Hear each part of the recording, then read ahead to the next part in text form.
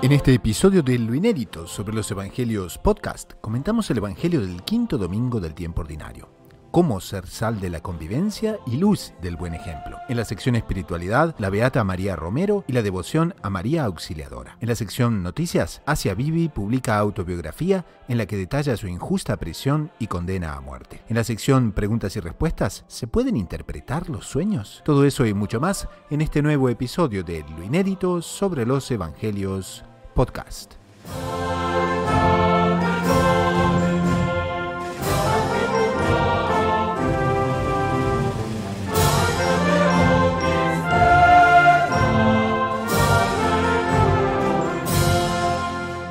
Salve María a nuestra audiencia, bienvenidos al programa número 69 de Lo Inédito sobre los Evangelios Podcast, el podcast semanal de los Heraldos. Como ustedes saben, este es un espacio donde heraldos del mundo entero se reúnen para comentar aspectos inéditos del Evangelio, compartir noticias del mundo de la Iglesia, responder preguntas también de los oyentes y este programa gira, como ustedes saben, en torno a la obra de Monseñor Joan Cladías, que da nombre al programa Lo Inédito sobre los Evangelios, donde comenta los Evangelios dominicales y donde podemos encontrar verdaderos tesoros en materia de Sagrada Escritura, en materia de Evangelios, y en que siempre estamos viendo aspectos nuevos de las enseñanzas de nuestro Señor Jesucristo. Hoy en concreto tenemos un programa muy especial porque habla de la sal de la tierra y la luz del buen ejemplo. Entonces es una invitación a la santidad que Jesús hace a todos los cristianos, pero que tiene como un corolario la obligación de trabajar para la salvación de nuestros hermanos con la palabra y con el ejemplo de vida. Para situar a nuestra audiencia, nos encontramos en el momento en que nuestro Señor, contradiciendo frontalmente las máximas y las costumbres vigentes en esa época, en las 8 bienaventuranzas nos predicaba a los avaros la pobreza, a los orgullosos la humildad, a los voluptuosos la castidad, a los ociosos y sensuales el trabajo y las lágrimas de la penitencia, a los envidiosos la caridad, a los vengativos la misericordia, a los perseguidos los goces del martirio. Y por eso, no sin razón, las bienaventuranzas recibieron el título de Carta Magna del Reino de Dios. Según nos explica el Catecismo de la Iglesia Católica, las bienaventuranzas dibujan el rostro de Jesucristo y describen su caridad. Expresan la vocación de los fieles asociados a la gloria de su pasión y de su resurrección, iluminan las acciones y las actitudes características de la vida cristiana, son promesas paradójicas que sostienen la esperanza en las tribulaciones, anuncian a los discípulos las bendiciones y las recompensas, y además quedan inauguradas en la vida de la Virgen María y de todos los santos. Pero esto justamente no es sino el preámbulo del Evangelio de hoy. Antes de comenzar con el Evangelio, les presentamos a los miembros del panel de este día. Uno nos atiende desde Madrid, España, y el otro desde Bogotá, Colombia. Y se trata de dos participantes habituales del programa que, como decimos siempre, no hace falta presentarlos, pero en todo caso lo hacemos, y son el hermano Fernando Pío Galán de los Heraldos del Evangelio, quien es doctorado en Teología Espiritual por la Pontificia Universidad Santo Tomás de Aquino de Roma, el Angelicum, y es misionero en España. Y también el doctor Saúl Castiblanco, quien es psicólogo, editor de la agencia de noticias Gaudium Press, edición hispana, es bachiller en Ciencias Religiosas por la Pontificia Universidad Santo Tomás de Aquino de Roma, el Angelicum, y por la Domuni, Universidad Internacional de los Dominicanos con sede en Toulouse, Francia. Bienvenidos a los dos, salve María. Salve María, hermano Gustavo, salve María, doctor Saúl. Salve María, don Fernando, salve María, don Gustavo. Entonces, esto puesto, vamos al Evangelio del domingo 9 de febrero del 2020. Es el Evangelio según San Mateo, capítulo 5, versículos 13 al 16. Y nos dice: en aquel tiempo dijo Jesús a sus discípulos: vosotros sois la sal de la tierra. Pero si la sal se vuelve sosa, ¿con qué la salarán? No sirve más que para tirarla fuera y que la pise la gente. Vosotros sois la luz del mundo. No se puede ocultar una ciudad puesta en lo alto de un monte. Tampoco se enciende una lámpara para meterla debajo del celemín, sino para ponerla en el candelero y que alumbre a todos los de casa. Brille así vuestra luz ante los hombres, para que vean vuestras buenas obras y den gloria a vuestro Padre que está en los cielos. Entonces entramos propiamente en el tema del Evangelio de hoy, que es la sal de la convivencia humana, la luz del buen ejemplo. Y en el primer versículo entonces nos dice, para ya zambullirnos en el tema, es: en aquel tiempo dijo Jesús a sus discípulos, vosotros sois la sal de la tierra. Y quería preguntarles, ¿por qué nuestro Señor elige la sal y por qué es tan importante este paralelo que Él hace con la vida espiritual, con la convivencia humana, colocando la sal prácticamente en el centro de la comparación? Bueno, una vez más, para entender lo que dice nuestro Señor, tenemos que entender su época. Hoy en día, para nosotros la sal, incluso en ciertos ambientes, se ve como una cosa negativa. Hay que evitar la sal porque la tensión, por una serie de problemas. No niego esto, pero hay que pensar que en la época de nuestro Señor, la sal no era solamente aquello que daba sabor a los alimentos. Pensemos que la palabra moderna en castellano salario viene directamente de la palabra sal. Era vital. O sea, la sal se consideraba una sustancia vital para poder comer. Era vital para conservar las carnes, sobre todo. Salar la carne implicaba poder conservarla, tener el futuro. De otra manera, al matar un animal para comerlo, había que consumirlo inmediatamente, en 1 o 2 días, porque se podría. O sea, la sal era propiamente un ingrediente común, cotidiano, considerado indispensable y además de lujo, un elemento valioso porque era difícil de conseguir. A pesar de que existían las salinas que se utilizaban para secar el agua de mar y de ahí sacar la sal, no estaba accesible a todo el mundo. Entonces tenemos que pensar que la sal tenía este carácter cotidiano pero también valioso. Entonces nuestro Señor utiliza aquí una figura fuerte, una figura de contraste para justamente causar una profunda impresión en los que lo escuchan. Si la sal, que no existe para otra cosa sino para salar, porque era la función fundamental que tenía en la sociedad de la época, no sala, es inútil, a pesar de en sí mismo ser una cosa preciosa, porque la sal lo era, deja de tener valor y pasa a ser objeto de desprecio. En cierto sentido, la sal era una gema, era una piedra preciosa o una piedra valorada. En el momento en que deja de causar su efecto, pasa a ser una piedra despreciable y por ello es arrojada al suelo para ser pisada. No, pero inclusive, por ejemplo, es también una imagen muy grata para aquí, para los que viven en el hemisferio norte y que, digamos, conviven con ese fenómeno tan bonito, pero que también puede tornarse muy peligroso, llamado hielo y llamado nieve, porque, claro, muchas veces se mezcla la sal con arena y se la tira para que justamente los vehículos puedan pasar, para que no existan accidentes, y realmente es la imagen que nuestro Señor da, ¿eh? O sea, realmente es una arena un poco más barata, un poco más así de menos valor, y que realmente se tira afuera para que la pise la gente. Bueno, hablar del valor del sal, don Gustavo, más que la abundancia hoy en día en el mundo moderno de la sal como que nos ayuda a banalizar la sal, pero imaginemos que no existiera la sal. Claro. Las comidas quedan muy, muy sosas, ¿cierto? Además el sodio, aunque en pequeñas cantidades, pero también es necesario para la salud, ¿no? Entonces eso nos ayuda a valorizar la sal en la línea de lo que nos explicó don Fernando. Y en esa época los judíos, pues que tenían salinas ahí en el Mar Muerto, conocían de la producción de la sal, seguramente tenían en muy alto valor la sal. Entonces nuestro Señor, de la manera más adecuada para decirles el valor, y es lo que continúa, de las personas que son portadores de la buena nueva que Él viene a anunciar. Esas son la sal del mundo, pero viene la correspondencia, la sal tiene que salar. Aquí Monseñor John Clark nos llama la atención, subraya esa realidad, porque dice que el discípulo que pierde la vida de la gracia y renuncia a ser la sal de la tierra, no sirve más entonces que para ser tirada afuera y que lo pise la gente. Entonces, qué responsabilidad quien se dedica al apostolado, sobre todo la parte de la jerarquía evidente, pero también de cada uno de nosotros, de cada uno de nuestros oyentes, que tiene un rol a ejercer, un rol a cumplir, y que realmente si no lo cumple y deja de salar, ¿qué pasará? ¿No es cierto? Hay que pensar en línea al uso práctico que le daba en la época, también la referencia simbólica que está dando Cristo. La tierra es fertilizada con los fertilizantes. En la época no es que se utilizara sal, porque como hemos dicho, a pesar de que hoy en día es un elemento barato, en la época de nuestro Señor era un elemento caro.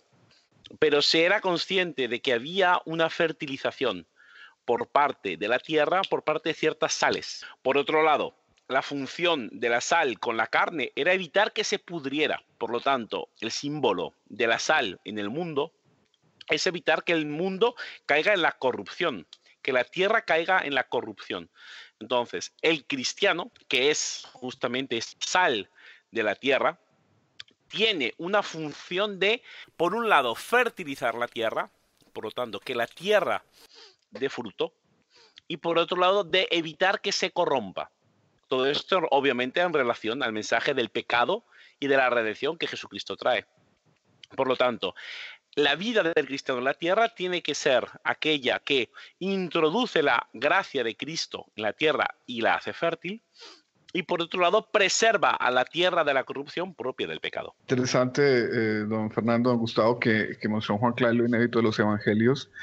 Relaciona este trecho del Evangelio de San Mateo con la prédica de las bienaventuranzas, que se da en las cercanías del mismo lugar donde nuestro Señor está diciendo estas palabras. Bienaventuranzas llamadas la nueva constitución de Dios, por así decirlo, la constitución de la iglesia. Entonces, me parece que eso se relaciona también con la función de la sal. Dios nuestro Señor viene a traer en su segunda persona divina una nueva doctrina cargada de potencia, que está resumida en las bienaventuranzas, que de muchas maneras contraría los criterios mundanos de la época y de todos los tiempos. Entonces, como un inicio para pensar lo que debe ser la sal, que sobre todo debe salar, esa sal tiene que estar impregnada de la doctrina de Cristo, tiene que estar impregnada de sus enseñanzas, porque si no son vida, es una sal que no sala. Es un apóstol que predica con la palabra, pero que no predica con el ejemplo, y al que se le podría aplicar lo que nuestro Señor decía de los fariseos: haced caso en lo que ellos digan, pero no sigáis su ejemplo. Entonces, esa metáfora de la sal que sala me parece que es un elogio a los apóstoles de todos los tiempos, en específico los de esa época. Ustedes están llamados a hacer esas gemas maravillosas, pero pueden no serlo. Y de su fidelidad a mi doctrina, a mis enseñanzas, a mi ejemplo, depende la corrupción o no de toda una sociedad, la de la época, y de la sociedad de todos los tiempos, porque esa sal por esencia es la Iglesia Católica Apostólica Romana, y más particularmente sus pastores. Y justamente también se encaja con lo que usted decía, doctor Saúl, y con lo que don Fernando también nos comentaba, porque aquí nuestro Señor también la conecta la idea de la sal con la luz. Y entonces también dice inmediatamente: vosotros sois la luz del mundo. Y esa luz del mundo tiene un significado, porque si nuestro Señor vino a traer la luz de la buena nueva y del modelo de la vida santa, entonces es la doctrina que alumbra, la doctrina que señala el buen camino, mientras que el ejemplo edificante mueve a la voluntad por así decir, a completar eso. Entonces, ¿cómo ven ustedes la parte de la luz y cómo debemos ser luz nosotros también? Bueno, aquí la parte de la luz hay que nuevamente considerar que la luz en la noche era un recurso caro. Hoy en día estamos acostumbrados a apretar un botón y a tener LEDs, bombillas y demás artilugios lumínicos a nuestra disposición. Pero le pegó a nuestro Señor, una lámpara era cara. No es el único ejemplo que nos pone. Acordémonos de la parábola de las vírgenes necias. La importancia de tener aceite. Las lámparas tienen un aceite limitado. Este aceite era caro, este aceite se gastaba. Ser luz es una cosa que requiere un esfuerzo, requiere una inversión, y nuevamente, así como la sal, era un recurso valioso. Entonces, otra vez, por otra vía distinta, la pedagogía de la repetición, nuestro Señor recuerda: ojo, si os convertís, si seguís el camino del Evangelio, tenéis una obligación de ejemplaridad, porque son las obras del Evangelio, o sea, el seguir la voluntad del Padre, aquello que se ve en el mundo, aquello que beneficia al mundo. Por lo tanto, si aceptáis la luz de Cristo, no la podéis guardar, no la podéis esconder. Tenemos, en cuanto cristianos, esta obligación de ejemplaridad. Entonces, por lo tanto, utiliza otro recurso, nuevamente, un recurso que era valioso en la época, como es la luz, para decir que sería un absurdo encender una lámpara, quiero decir, para no beneficiarse luego de la luz que esta lámpara genera. Nadie lo hace. Lo mismo pasa con la fe. Si nosotros aceptamos a Cristo en nuestras vidas y vivimos siguiendo la voluntad de Cristo, esta secuela Christi, vida de cristiano, no puede ser una vida escondida. no puede ser una vida oculta. Tiene que iluminar nuestra vida para iluminar a nuestro prójimo, para así iluminar al mundo. Y utiliza otro ejemplo que es muy importante en la historia de la Iglesia, que es propiamente la ciudad. No se puede ocultar una ciudad puesta en lo alto de un monte.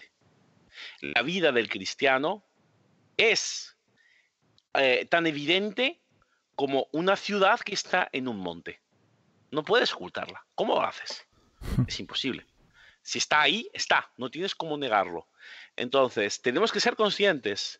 Lo dice San Pablo posteriormente en sus epístolas.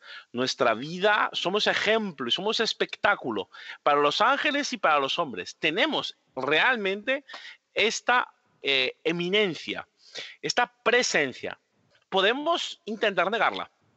Podemos intentar ser cristianos de fin de semana o de domingo por la mañana o por la tarde, pero eso no es la vocación cristiana. La definición que dice el Evangelio de nuestro Señor es que pasó por la vida haciendo el bien.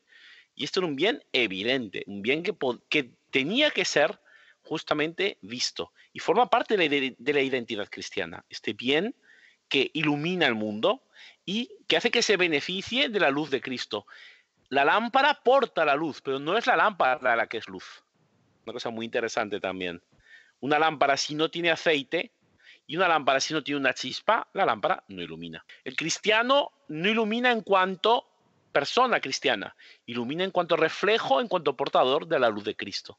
Entonces, por un lado, tenemos una responsabilidad de llevar la luz de Cristo y por este otro lado tenemos que ser conscientes de que esa luz con la cual iluminamos es la misma luz que nos ilumina. O sea, no nos pertenece, sino que somos portadores de ella. No sé, don Fernando, Gustavo, yo creo que nuestra generación tiene en la mente una película, creo que fue una saga que se llamaba La venganza de los nerds, que ejemplifica algo que es real, y es que los chicos buenos en un ambiente escolar generalmente son los tímidos, generalmente son despreciados, les faltan ciertas habilidades sociales, ¿cierto? Y cierto tipo de cine y televisión busca ridiculizarlos, ¿no? Entonces nuestro Monseñor Juan Clá, en lo inédito de los Evangelios, dice que normalmente el bueno, es decir, la persona inclusive que hizo vida la doctrina de Cristo y que es buen ejemplo, cuando se encuentra en un ambiente hostil tiende a encogerse, tiende a intimidarse, a disculparse por no ser de los malos. Entonces,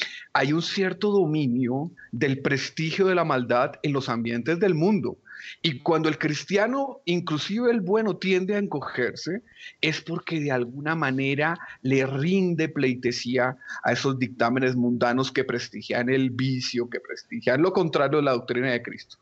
Entonces, lo que nuestro Señor también hace con estas palabras es un llamado a la cristiana altanería. Más adelante seguramente trataremos de cómo se compagina este trecho del Evangelio con los de la humildad, los que nos hablan de remitirlo todo a Dios. Pero él dice, oiga, como decía don Fernando, la ciudad es visible per se y tiene que ser visible si es buena.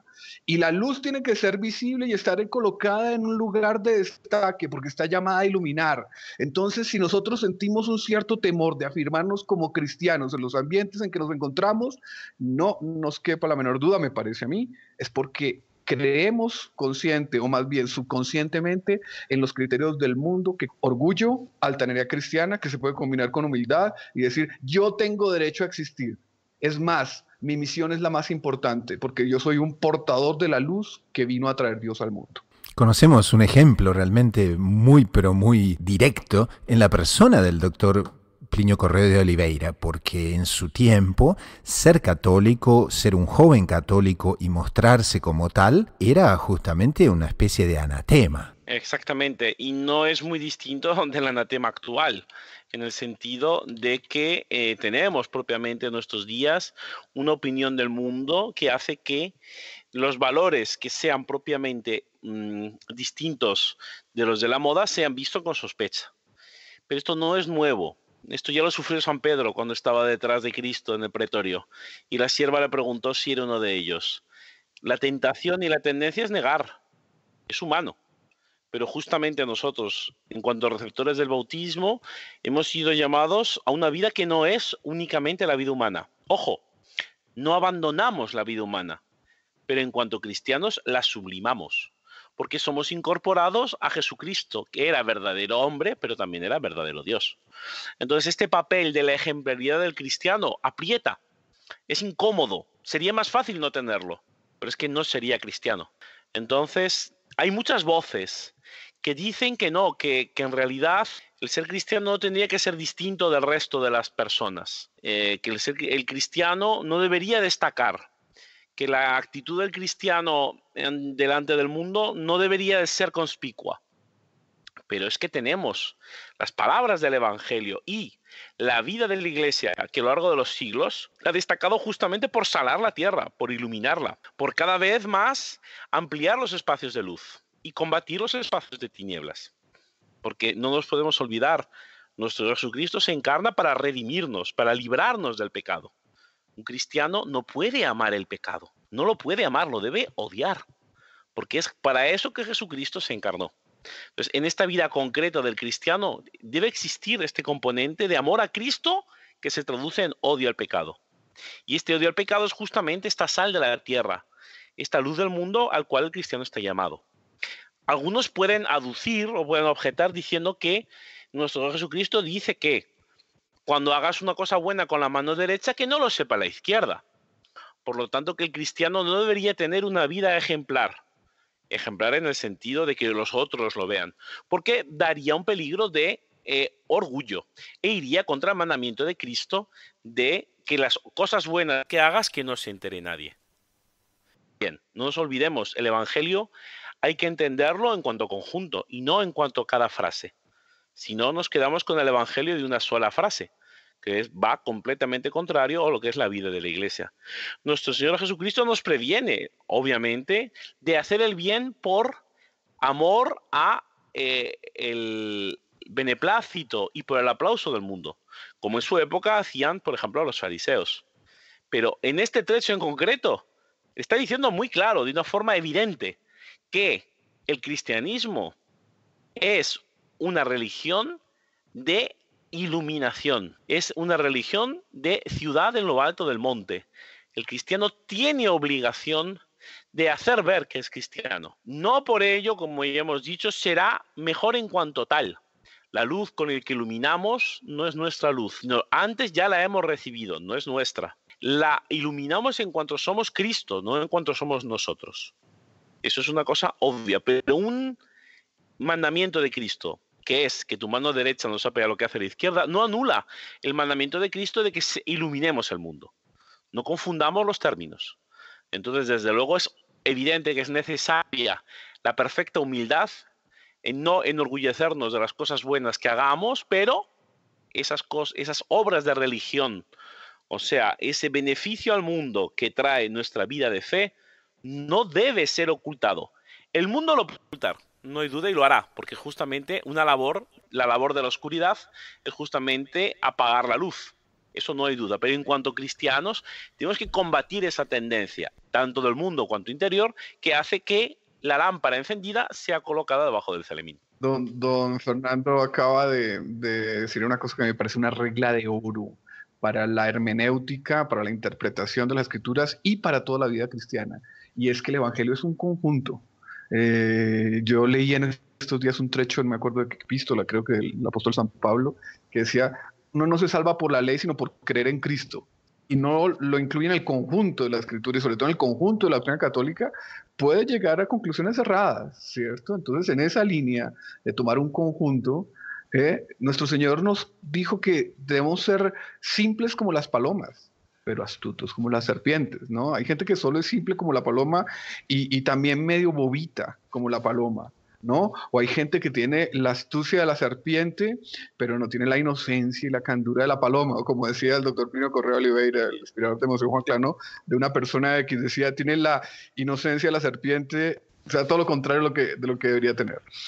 Entonces, volviendo a este tema y para afirmar esa claridad con la que nos debemos mostrar ufanamente como católicos, como cristianos, como practicantes de la doctrina de Cristo, no es porque nosotros somos así, sino simplemente porque somos la lámpara portadora de una luz. O sea, cuando nosotros nos afirmamos en un ambiente, nos mostramos como cristianos, no estamos enorgulleciéndonos de esa lámpara, no estamos enorgulleciendo de que somos portadores de esa luz, nos estamos enorgulleciendo de esa luz. Entonces tenemos que tener esa seguridad y esa claridad. No somos nosotros.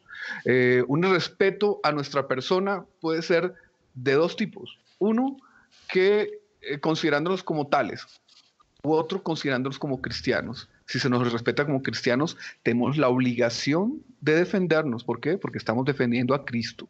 Entonces podemos pasar a la conclusión que también se encaja con lo que el hermano Fernando, con el doctor Saúl decían, y es que Monseñor nos dice que en definitiva, tanto la sal que nos sala como la luz que nos alumbra son frutos de la falta de integridad. Y el discípulo, para que sea sal y para que sea luz, debe ser un reflejo fiel de lo absoluto que es Dios. Por tanto, no podemos nunca ceder al relativismo, viviendo en la incoherencia de ser llamado a representar la verdad y hacerlo de manera ambigua y vacilante. Pidamos entonces a María, auxilio de los cristianos, que haga de cada uno de nosotros verdaderas antorchas que arden en la auténtica caridad y alumbran para llevar la luz de Cristo hasta los confines de la tierra. Entonces vamos a una pequeña pausa y enseguida retornamos con la siguiente sección del programa, la sección Espiritualidad. Virgo Maria, Dei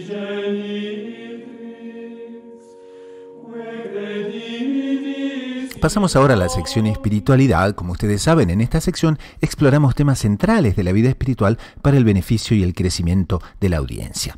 Hoy tenemos seleccionados hechos maravillosos de la vida de una santa contemporánea, que es la beata María Romero, que es nacida en Nicaragua, es una hija de María Auxiliadora. Nos da la lindísima oportunidad de poder hablar sobre Nuestra Señora y de poder hablar de justamente María Auxiliadora como una devoción centralísima para la espiritualidad nuestra y de todos los oyentes.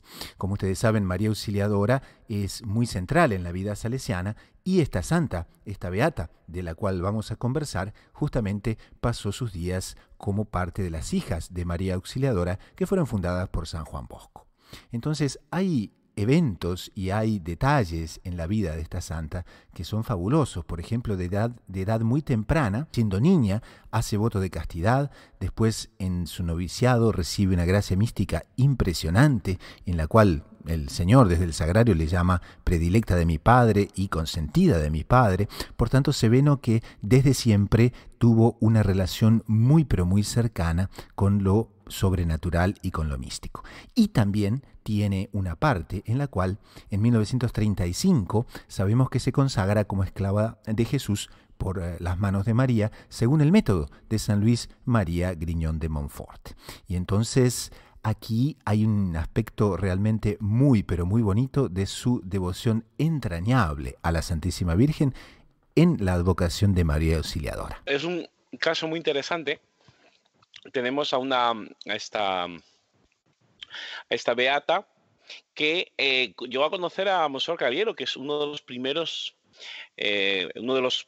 colaboradores de San Juan Bosco y fue el primer obispo salesiano. O sea, ella tuvo la gracia de tocar propiamente por vía indirecta, pero tocar la primera línea de las gracias de la fundación de la obra salesiana, lo cual es siempre una alegría y una garantía. Y lo que yo más resaltaría en la vida de esta beata es justamente esta profunda devoción que tenía a la Virgen. Destacamos que ella se consagró como esclava a Jesucristo por las manos de María Santísima, según el método de San Luis María Griñón de Montfort. En 1935, o sea, estamos hablando, apenas había sido publicado este tratado que hasta entonces no circulaba porque había sido perdido. También hago ver que es más o menos por esta época que San Juan Pablo II se consagró a la Virgen por este método. Él es un poco posterior, se consagró posteriormente. Así que es un hermoso ejemplo de vía de santidad gracias a la devoción a la Virgen. Y sobre todo, ella era devota a Nuestra Señora Auxilium Christianorum, a Nuestra Señora Auxiliadora, como devoción específica, no única, pero específica de los salesianos, ya que San Juan Bosco tuvo siempre mucha devoción a esta advocación. Y es interesante recordarnos aquí de un pensamiento del doctor Plinio, que es el inspirador de los heraldos del Evangelio, que también era muy devoto y tuvo una serie de gracias místicas en su vida relacionadas con la advocación de Nuestra Señora Auxiliadora a través de los salesianos, por supuesto. Y esta imagen es caracterizada por tener en un brazo al niño Jesús y en el otro brazo un bastón de mando. Y este bastón de mando, que lleva la mano derecha, es el símbolo de su poder ante su hijo, decía él, ¿no? Él explicaba que Nuestra Señora tiene una autoridad, tiene incluso una omnipotencia. ¿Cómo es posible si ella no es Dios? Es que es una omnipotencia suplicante. No es que ella haga lo que quiere, pero ella obtiene todo lo que pide de Dios. En este sentido, ella es omnipotente, porque si se lo pide a Dios, Dios se lo concede. Entonces, nuevamente, tan identificada con Dios, no nos olvidemos lo que el propio Dios en la Anunciación dice, que ella es totalmente llena de gracia, que solo pide aquellas cosas que sabe que Dios quiere conceder. Entonces, esta omnipotencia suplicante, el devoto que se encomienda a ella también participa de esta omnipotencia. Lo que importante es entonces rezar y confiar en la Virgen. Y este es el ejemplo propiamente en esta beata, en Sor María Romero, podemos ver cómo en su vida tuvo una serie de episodios milagrosos en los que destaca justamente esta oración y esta confianza en la Virgen, que hizo propiamente, que fue un magnífico ejemplo de lo que es la omnipotencia suplicante de la Virgen. Y uno ve también cómo ella participa del carisma del fundador de los salesianos, porque realmente son aventuras dignas de los libros de San Juan Bosco. Por ejemplo, aquí dice que en 1967 escuchó simplemente que un vecino que quería vender su casa en una esquina y Sor María entonces, sin tener dinero, le pide a su superiora permiso para comprarla. Pero ¿cómo? Si no tenemos dinero, evidentemente, ¿no? Y esa justamente la respuesta es: María Auxiliadora nos lo conseguirá. Y ahí sigue una saga realmente, ¿no? En la cual no solo consigue todo el dinero, sino que se dan eventos al estilo San Juan Bosco. Por ejemplo, hay un señor muy rico que está muy enfermo y entonces ella se ofrece a interceder por él ante Dios, pero claro, le pide por favor que les ayude con una ayuda económica y la consigue y compran la casa. Es realmente muy pero muy interesante la vida de Sor María. No, es realmente hechos que son propiamente casi calcados de la vida de San Juan Bosco, lo cual es obvio porque tenía justamente, vivía de su espiritualidad. Y yo hago hincapié una cosa que es muy salesiana, que era la propaganda de la buena estampa, ¿no? Lo que se llamaba de la buena prensa, y en este caso de la buena iconografía. Consta que en su vida difundió más de 10.000 cuadros del Sagrado Corazón de Jesús y de María Auxiliadora. Ella se encargaba de este apostolado, es una cosa muy propia de los salesianos, y lo hacían ya en tiempo de San Juan Bosco, difundir a larga escala, a amplia escala, imaginería religiosa, imágenes para que las personas puedan tener acceso en su vida cotidiana a la devoción. Porque si bien que el lugar propio de la oración y el lugar propio de la celebración eucarística es el templo parroquial, las iglesias consagradas en cuanto tal, nosotros tenemos una necesidad de que la religión esté presente en nuestros ámbitos de vida, que no sea una cosa de una vez a la semana con mucha suerte. Entonces ella hacía este apostolado, cosa que los del Evangelio también imitamos, de difundir imaginería religiosa, material devocional para facilitar a la persona esta devoción. Otra parte interesante de su biografía que es bueno remarcar, ella instituyó entre los niños que preparaba para la primera comunión el rosario perpetuo. El rosario perpetuo era que hubiera siempre un niño rezando el rosario. Entonces hacían cadenas de oración en una época que no nos olvidamos, estamos hablando de los años 50. No existían, yo creo que ni teléfono tendrían en la época, pero cada uno se comprometía a pasarse el turno rezando rosario. Por lo tanto, se establecía una cadena ininterrupta de rosario, de niños rezando ante Dios, o sea, rezando a Dios en estas intenciones. Por lo tanto, son pequeños ejemplos de devoción de apostolado que son totalmente prácticos, o sea, que hoy en día pueden ser imitados. No estamos hablando de proezas propias de otros tiempos. Estamos hablando de santidad en la vida cotidiana que está al alcance de todos nosotros. Y aquí tenemos el ejemplo, un hermoso ejemplo de esta beata, prácticamente en nuestros días, murió en 1977, no hace tanto tiempo, así que realmente tenemos un ejemplo que se puede imitar y que podemos tener presente para nosotros. Y uno puede ver cómo el apostolado de una sola persona puede hacer tanta diferencia, ¿no? Por ejemplo, aquí las estadísticas, ¿no? Dicen, son increíbles. O sea, hasta finales de 1951 organizó un apostolado que repartió 10.873 cuadros de María Auxiliadora y 11.490 del Sagrado Corazón de Jesús. Y eso ella porque coordinaba a otras personas para que le ayudasen, para que colaborasen, niñas, niños. Realmente, ¿no? Qué cosa tan, pero tan necesaria hoy en día y qué buen ejemplo para nuestros oyentes porque está en las manos de cada uno de nosotros tener devoción a Nuestra Señora y poder hacer también esa gran diferencia que esta santa también hizo. Exactamente, es justamente el papel de la devoción a los santos. Para eso la Iglesia los propone como ejemplo para la santidad y tenemos propiamente, justamente, un ejemplo palpable y también es beata.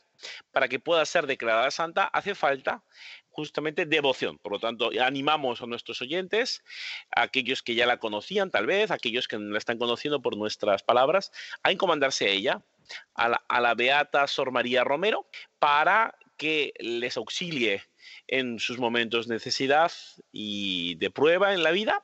Y esta encomendarse a esta beata sirve para que la providencia, a través de ella, dé las gracias que hacen que la Iglesia la pueda proclamar santa.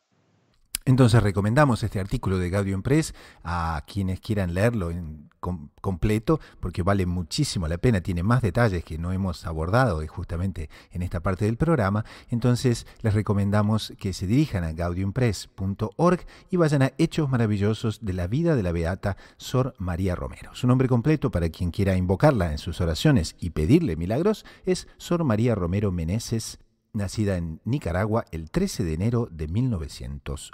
Pasamos ahora a la sección Noticias, donde comentamos noticias de lo que ocurre en la Iglesia y en el mundo. Nos llega una noticia que trata sobre la publicación de la autobiografía de Asia Bibi, en la que detalla su injusta prisión y su condena a muerte.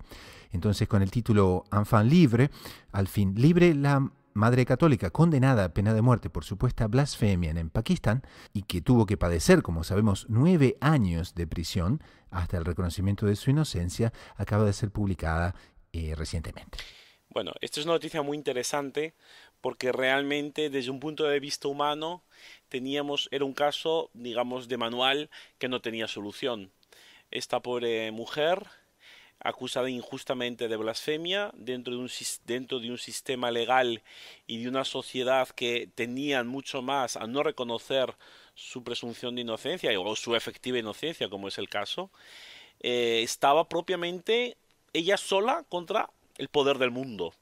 Entonces hemos tenido la gracia, yo considero, de haber podido seguir por medios técnicos modernos un caso de confesor de la fe como lo de los primeros siglos del cristianismo.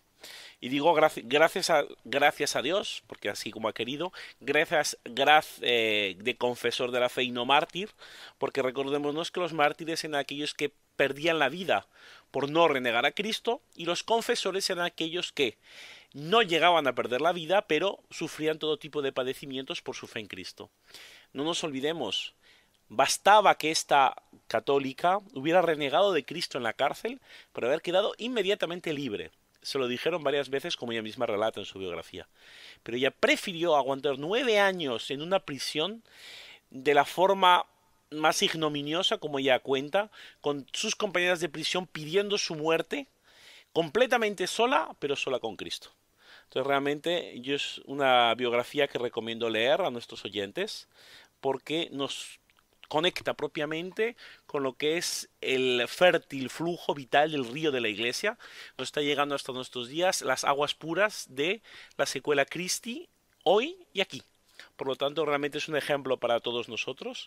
Entonces, es una alegría que haya podido recobrar la libertad en un país acogedor como Canadá y haya podido publicar para el mundo entero esta experiencia, este testimonio del fe hasta el punto de morir. Ella declara que estaba tranquilamente dispuesta a morir, que fuera ejecutada la sentencia de muerte contra ella, pero no renegaba de Cristo.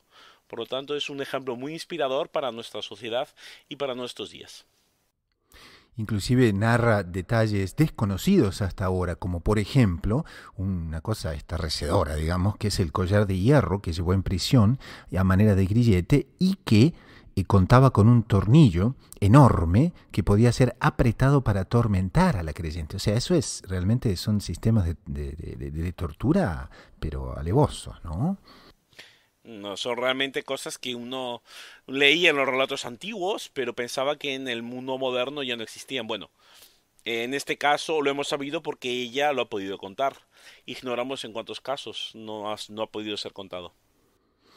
Entonces, recomendamos realmente la lectura de este libro que nos conecta muchísimo con las grandes persecuciones que están ocurriendo contra muchos cristianos en el mundo entero. Pasamos al siguiente segmento del programa, que son las preguntas de los oyentes y las respuestas. Nos llega una pregunta de mucha gente y que se repite muchas veces, inclusive en las visitas que hacemos con los heraldos, con la imagen de Nuestra Señora. La pregunta es la siguiente: ¿se pueden interpretar los sueños? ¿Dios puede decirnos algo mientras dormimos? Doctor Saúl, nos parece que esta pregunta es excepcional, sobre todo para la esquina del psicólogo católico y del especialista. Don Gustavo, déjeme contarle un hecho que me ocurrió antes de ayer, que podría servir de introducción, solamente introducción, porque hay que explicarlo. Me contaba un sacerdote de los heraldos del Evangelio que un día llegó una persona que él atendía, muy amigo de él, y le dijo: tuve un sueño. Y no era una persona ya en la época, porque yo también la conocí, no era una persona que brillaba previamente por su... No podíamos decir que era alguien desequilibrado, pero no era probablemente una persona con entero equilibrio mental. Entonces, pues uno ya escucha un relato con cierta resalva. Y esta persona le dijo: oiga, mire, me soñé con el superior de tal orden religiosa que estaba oficiando misa y de pronto en plena Eucaristía tuvo un desmayo y se desvaneció, y creo que en el sueño también él vio como las otras personas que estaban en ese momento en la Eucaristía lo atendieron. Y entonces el sacerdote de los heraldos del Evangelio lo escuchó, no hizo ningún juicio, pero días después conoció el caso real del superior de la orden religiosa que no en una Eucaristía, sino después de la Eucaristía, sufrió un accidente muy parecido al que le estaba siendo relatado en este sueño por esta persona. Entonces, de ahí que deducimos, don Gustavo. ¿Usted qué opina? La opinión del laico en materia de psicología, no sé, doctor Saúl. Lo que pasa es que en este asunto se mezcla, yo creo que no se puede analizar solo desde la ciencia, sino también desde la fe, sobre todo desde la fe, que es la luz desde la cual tenemos que interpretar todos los acontecimientos, inclusive los naturales, ¿cierto? Claro. Sí. ¿Podía ser ese sueño un aviso de que eso iba a ocurrir? Un hecho. Podía serlo.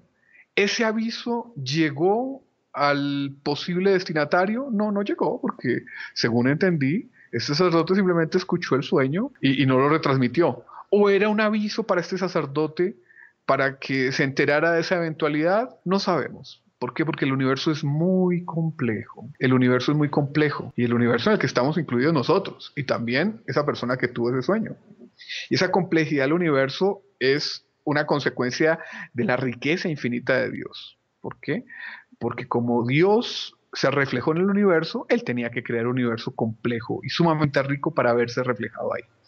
Entonces, ante esa maravilla de la complejidad del universo, casi que repetimos lo de Sócrates. Solo sé que nada sé. Porque a medida que vamos descubriendo cosas, vamos descubriendo también nuestra ignorancia. Pero Dios nuestro Señor no nos dejó en tinieblas para la comprensión de ese universo magnífico. ¿Cómo interpretar ese sueño? No sé. ¿Cuál era el origen de ese sueño? El origen de un sueño puede ser múltiple, ¿no? No existen solo las causas físicas para la producción de un sueño, ¿cierto? Naturalmente hablando, un sueño es la recuperación de varias memorias.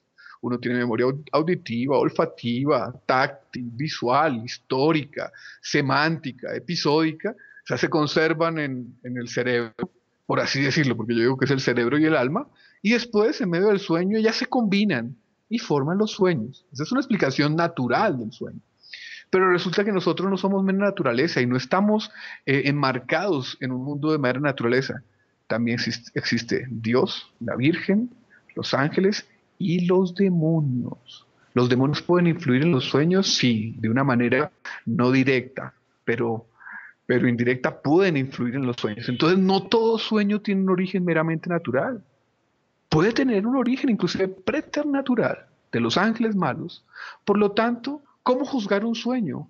Un sueño tiene que ser juzgado primero con tranquilidad, ¿cierto? Porque un sueño no es sino una manifestación donde no ha entrado nuestra voluntad todavía.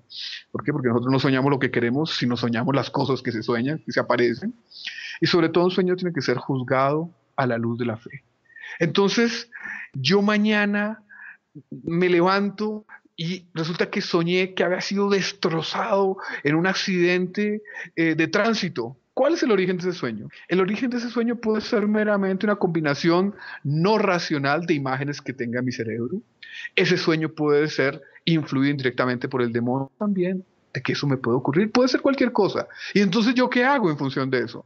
Ahí está la luz de la fe. ¿Qué es lo que me dice a mí la fe? ¿Qué es lo que me dice la fe católica? Nuestra vida está en las manos de Dios. Yo puedo morir de aquí a 5 minutos como de aquí a 50 años. ¿Tengo certeza de cuál fue la intención? No tengo esa certeza. Entonces me pongo en las manos de la fe, que es ponerme en las manos de Dios, que me dice: consérvese siempre en estado de gracia, encomiéndese a su ángel de la guarda, a los santos, a la Virgen Santísima, esté unido con Dios, que si estamos con Dios, ¿qué hemos de temer? Ni siquiera la muerte, ni siquiera la muerte, porque la muerte para la persona que está unida con Dios es un paso hacia la vida eterna. Entonces, cada uno le puede pedir a Dios después de un sueño, sobre todo esos sueños especiales, que Dios le diga cómo interpretar o cómo asumir ese sueño. Pero después de pedir eso, uno tiene que estar en confianza. Yo me acuerdo una vez que yo tuve un sueño que me pareció especial y lo comenté a un sacerdote, un sueño que era especial y que en algo me perturbó. Y entonces fue y se lo consulté a un sacerdote de los heraldos del Evangelio, un sacerdote español, así, con doctrina muy clara, y normalmente me parece muy acertado, y me dijo: pues hombre, no se perturbe.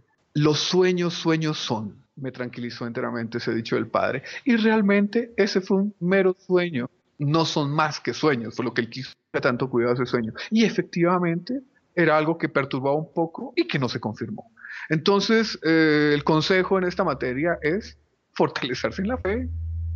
Y si un día Dios tiene la intención de manifestarse en un sueño a mí, Él se encargará de hacerme sentir que es realmente la voz de Él. Entonces, inclusive en esa situación, no perturbarse, sino depositar la confianza en Dios. Doctor Saúl, pero por ejemplo, en la Biblia, ¿no? El material es abundantísimo, donde encontramos sueños. Está Jacob, está José, está Sara, el propio Faraón, ¿no?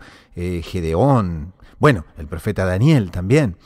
Entonces, ¿cómo es que los sueños de un lado aparecen tanto en la Biblia y cómo de otro lado se debe tener mucho cuidado porque muchas veces, claro, es Dios que habla y otras veces no? Bueno, en el caso, por ejemplo, del profeta Daniel, si mal no recuerdo, Gustavo me corrige, el rey le dice a todos sus adivinos, porque después podemos tratar rápidamente ese tema de la adivinación en los sueños, cosa muy complicada, errada, ¿no? Que por favor le interpretaran un sueño especial que él tuvo y que le parecía profético, pero cuyo mensaje no era claro. Y ninguno de esos adivinos logró interpretar ese sueño. ¿Por qué? Porque él les puso una trampita al faraón. El faraón no les contó el sueño. ¿Era el faraón? No, estamos hablando del rey de Babilonia, Nabucodonosor, si no me equivoco. Bueno, Sí. y les dijo: no solamente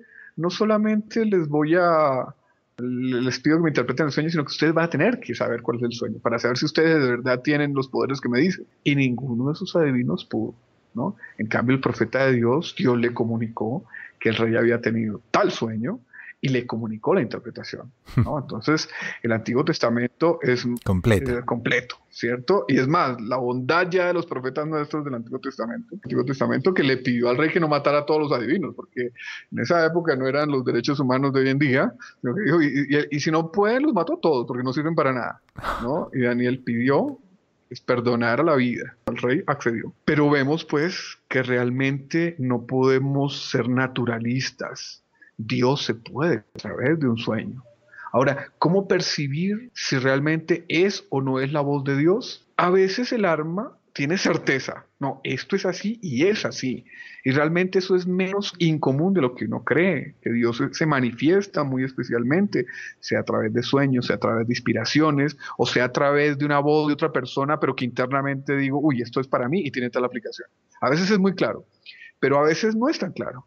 Entonces, cuando es claro y yo tengo una certeza moral. Cuando no es tan claro, porque a veces no es tan claro el tipo de comunicaciones de Dios, pues entonces ahí yo puedo pedirle a Dios que me torne claro eso, si Dios cree y considera que es importante tornarme claro una comunicación de este tipo. En todo caso, nosotros tenemos una norma, la norma del cristiano, que como comentábamos en el Evangelio, es una luz gigantesca que nos dio Dios y que nos hace luz también. ¿Y cuál?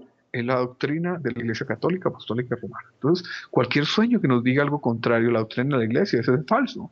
O tiene origen de nuestra loca imaginación, o tiene origen demoníaco, ¿no? Esa es nuestra norma, ¿no?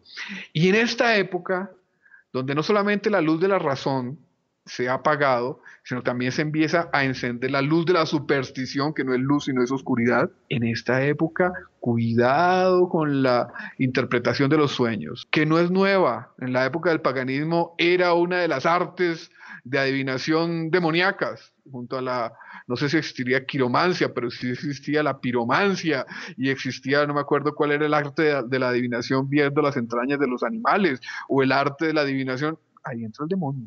Ahí entra el demonio para predecir el futuro. Resulta que el futuro solo es de Dios, ¿no? Entonces, cuidado con esas artes de adivinación de sueños. Pero tampoco, en una actitud equilibrada, cerrar las puertas a la posibilidad de la comunicación de Dios a través de un mensaje de este tipo.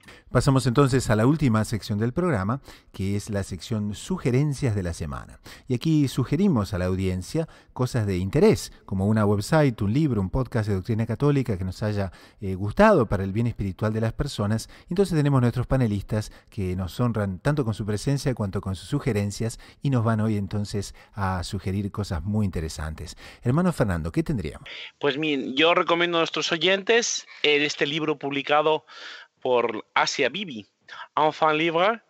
De momento está en francés, publicado en Canadá. Espero que pronto sea publicado también en inglés y en otras lenguas, porque tenemos el ejemplo precioso y prácticamente canónico de una persona que, dentro de las peores circunstancias, quiso ser una lámpara bajo un celemín. Lo tenía muy fácil, había sido perseguida injustamente, acusada de blasfemia.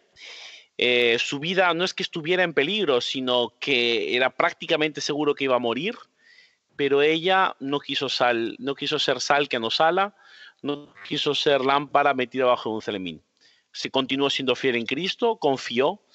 Narra en este libro las circunstancias más terribles, que son inéditas, no se conocían, pero ella estaba propiamente enraizada, estaba salada con la sal de Cristo, estaba iluminada por la luz de Cristo. Por lo tanto, en base a esta sal y en base a esta luz, pudo enfrentar y vencer a los peores ataques del maligno, en este caso representado por el sistema injusto que padeció.